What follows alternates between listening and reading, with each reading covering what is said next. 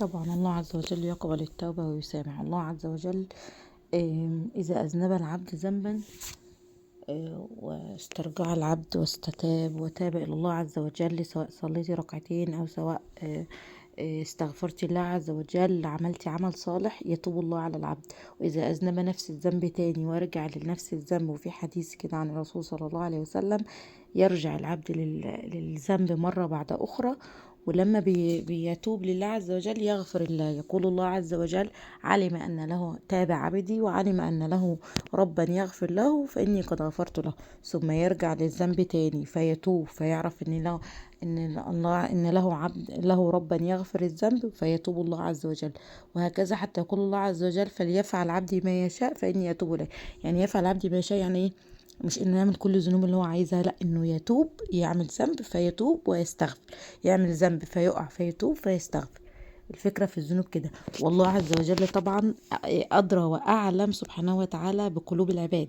يعني ما ينفعش أروح أعمل الذنب وأنا في نيتي إني هعمله، وبعد ما أعمله أقول ما أنا كده كده هتوب بعده. لا طبعا، ده لا يجوز. ده طبعا كده احنا اعوذ بالله استغفر الله، كأننا بنضحك على ربنا، مش حاجه اسمها كده.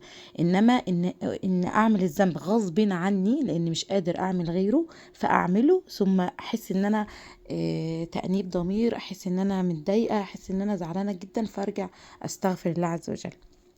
طبعا مع الشغل على نفسك، انك تعملي حائط بينك وبين الذنب ده. يعني انا عرفت ان الذنب الفلاني هعمله مثلا وانا في اوضتي لوحدي، هعمله وانا محتاجه شويه اهتمام، هعمله وانا مثلا ماشيه في الشارع.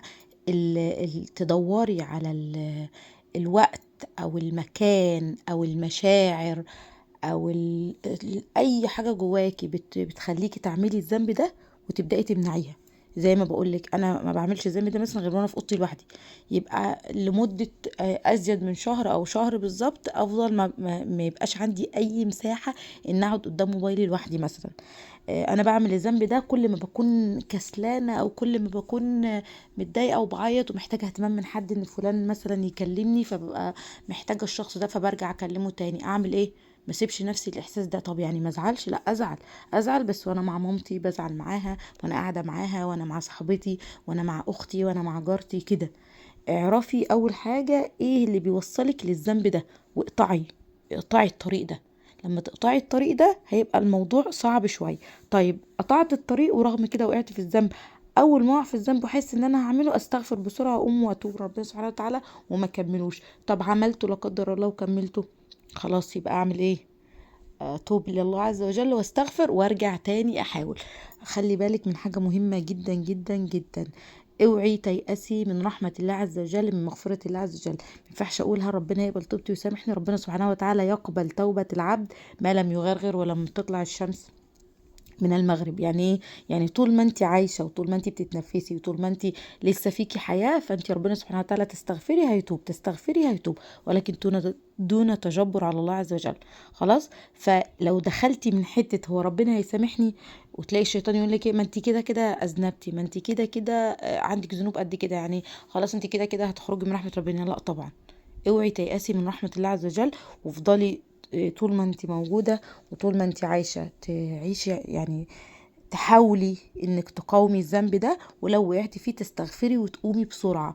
آم، طريقة حياتك اليومية وطريقة معيشتك هي اللي بتحدد اذا كنت هتقعي في الذنب ولا لا.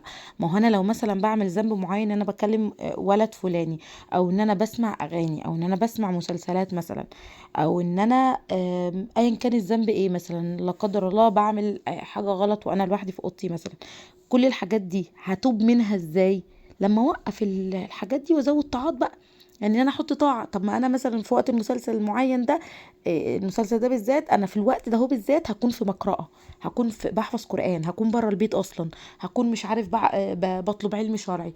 دخلي طاعات في حياتك تقضي على الذنب واحده واحده. كل ما تملي قلبك بالطاعات، كل ما عارفه زي الكوبايه كده، كل ما تحطي فيها ميه نظيفه، كل ما الميه اللي مش نظيفه تطلع تطلع تطلع.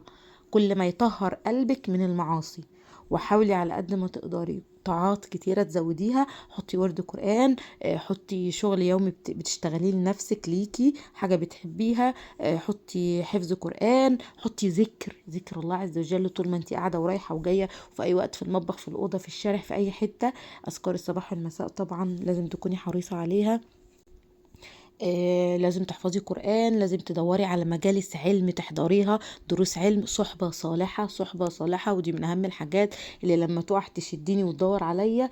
كل الحاجات دي لو حطيتيها في دماغك وجبتي ورقة وقلم كده وسجلتيها، هتلاقي إن شاء الله بإذن الله عدد تكرار الذنب بيتباعد، وحتى لو متقارب شوية هيبدأ يتباعد مع الفترات الوقت، وهيبدأ كمان إحساسي بحب الذنب نفسه يقل، وهيبدأ خوفي من الله عز وجل سبحانه وتعالى لما أفهم يعني إيه الله عز وجل يحب كذا ويحب كذا، يحب الصالحين، يحب المتصدقين، ويحب المستغفرين. طب أعرف أسماء الله الحسنى، طب أعرف عن الرسول صلى الله عليه وسلم أحاديث، طب أحفظ أحاديث، طب أطلب علم شرعي، طب أعمل كذا. فيبدأ الذنب نفسه في قلبك إحساسه يقل، واحساس حبك وخوفك لله من الله عز وجل هو اللي يزيد. فتبداي واحده واحده تبعدي عن الذنب لحد اصلا ما يكونش متواجد.